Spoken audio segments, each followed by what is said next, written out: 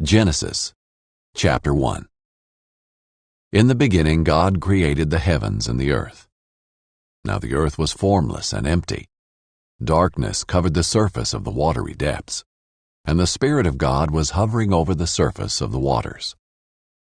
Then God said, "Let there be light," and there was light. God saw that the light was good, and God separated the light from the darkness. God called the light day, and the darkness he called night. There was an evening, and there was a morning, one day.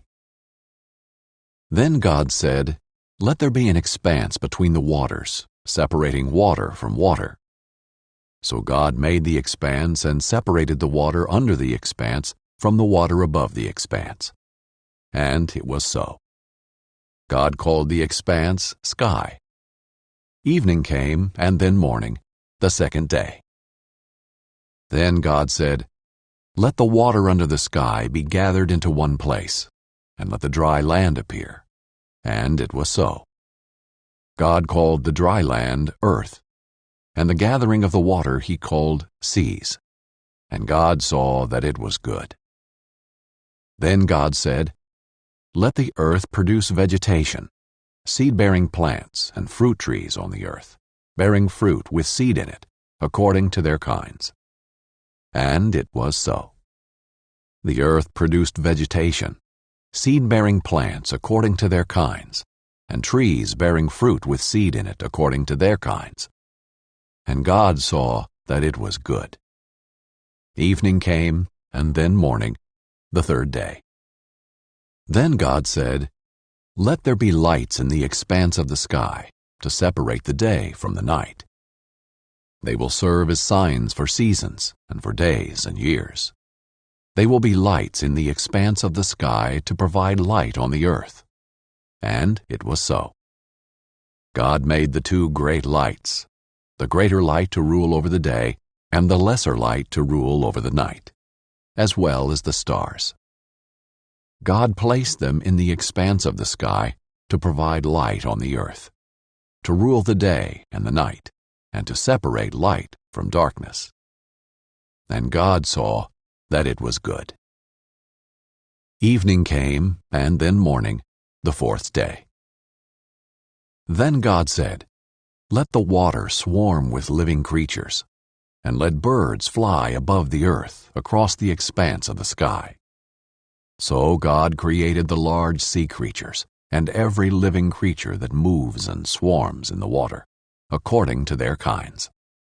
He also created every winged creature according to its kind. And God saw that it was good. God blessed them. "Be fruitful, multiply, and fill the waters of the seas, and let the birds multiply on the earth." Evening came, and then morning, the fifth day. Then God said, "Let the earth produce living creatures according to their kinds, livestock, creatures that crawl, and the wild life of the earth according to their kinds." And it was so. So God made the wild life of the earth according to their kinds, the livestock according to their kinds, and all the creatures that crawl on the ground according to their kinds. And God saw that it was good. Then God said, "Let us make man in our image, according to our likeness.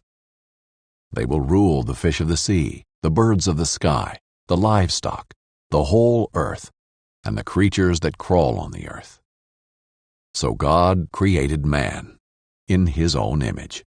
He created him in the image of God. He created them male and female. God blessed them, and God said to them, "Be fruitful, multiply, fill the earth, and subdue it. Rule the fish of the sea, the birds of the sky, and every creature that crawls on the earth." God also said, "Look, I have given you every seed-bearing plant on the surface of the entire earth, and every tree whose fruit contains seed.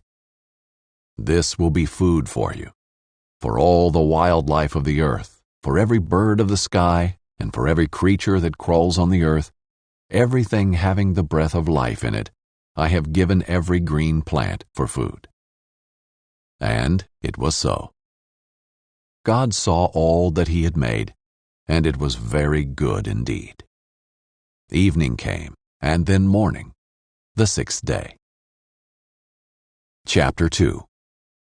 So the heavens and the earth and everything in them were completed. On the seventh day God had completed his work that he had done, and he rested on the seventh day from all his work that he had done. God blessed the seventh day and declared it holy, for on it he rested from all his work of creation. These are the records of the heavens and the earth concerning their creation. At the time that the Lord God made the earth and the heavens, no shrub of the field had yet grown on the land, and no plant of the field had yet sprouted, for the Lord God had not made it rain on the land. And there was no man to work the ground. But mist would come up from the earth and water all the ground. Then the Lord God formed the man out of the dust from the ground, and breathed the breath of life into his nostrils, and the man became a living being. The Lord God planted a garden in Eden in the east, and there he placed the man he had formed. The Lord God caused to grow out of the ground every tree pleasing in appearance and good for food, including the tree of life in the middle of the garden, as well as the tree of the knowledge of good and evil. A river went out from Eden to water the garden. From there it divided and became the source of 4 rivers. The name of the first is Pishon, which flows through the entire land of Havilah, where there is gold. Gold from that land is pure. Bdellium and onyx are also there. The name of the second river is Gihon, which flows through the entire land of Cush. The name of the third river is Tigris, which runs east of Assyria, and the fourth river is the Euphrates. The Lord God took the man and placed him in the Garden of Eden to work it and watch over it. And the Lord God commanded the man, "You are free to eat from any tree of the garden, but you must not eat from the tree of the knowledge of good and evil. For on the day you eat from it, you will certainly die." Then the Lord God said, "It is not good for the man to be alone. I will make a helper corresponding to him." The Lord God formed out of the ground every wild animal and every bird of the sky, and brought each to the man to see what he would call it. And whatever the man called a living creature, that was its name. The man gave names to all the livestock, to the birds of the sky, and to every wild animal. But for the man no helper was found corresponding to him. So the Lord God caused a deep sleep to come over the man, and he slept. God took one of his ribs and closed the flesh at that place. Then the Lord God made the rib he had taken from the man into a woman and brought her to the man. And the man said, "This one at last is bone of my bone and flesh of my flesh. This one will be called woman, for she was taken from man." This is why a man leaves his father and mother and bonds with his wife, and they become one flesh. Both the man and his wife were naked, yet felt no shame. Chapter 3. Now the serpent was the most cunning of all the wild animals that the Lord God had made. He said to the woman, "Did God really say, 'You can't eat from any tree in the garden'?" The woman said to the serpent, "We may eat the fruit from the trees in the garden, but about the fruit of the tree in the middle of the garden, God said, 'You must not eat it or touch it, or you will die.'" "No, you will not certainly die," the serpent said to the woman. "In fact, God knows that when you eat it, your eyes will be opened, and you will be like God, knowing good and evil." The woman saw that the tree was good for food and delightful to look at, and that it was desirable for obtaining wisdom. So she took some of its fruit and ate it. She also gave some to her husband, who was with her, and he ate it. Then the eyes of both of them were opened, and they knew they were naked. So they sewed fig leaves together and made coverings for themselves. Then the man and his wife heard the sound of the Lord God walking in the garden at the time of the evening breeze, and they hid from the Lord God among the trees of the garden. So the Lord God called out to the man and said to him, "Where are you?" And he said, "I heard you in the garden, and I was afraid because I was naked, so I hid." Then he asked, "Who told you that you were naked? Did you eat from the tree that I commanded you not to eat from?" The man replied, "The woman you gave to be with me, she gave me some fruit from the tree, and I ate." So the Lord God asked the woman, "What have you done?" And the woman said, "The serpent deceived me, and I ate." So the Lord God said to the serpent, "Because you have done this, you are cursed more than any livestock and more than any wild animal. You will move on your belly and eat dust all the days of your life. I will put hostility between you and the woman, and between your offspring and her offspring. He will strike your head, and you will strike his heel." He said to the woman, "I will intensify your labor pains.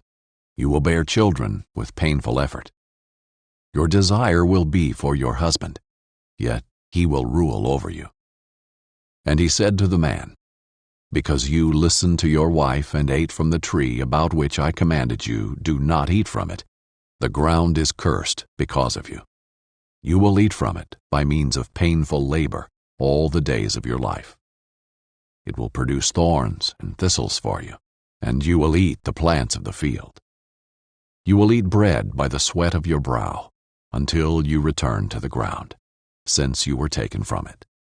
For you are dust, and you will return to dust." The man named his wife Eve, because she was the mother of all the living. The Lord God made clothing from skins for the man and his wife, and he clothed them. The Lord God said, "Since the man has become like one of us, knowing good and evil, he must not reach out, take from the tree of life, eat, and live forever." So the Lord God sent him away from the Garden of Eden to work the ground from which he was taken. He drove the man out and stationed the cherubim and the flaming whirling sword east of the Garden of Eden to guard the way to the tree of life.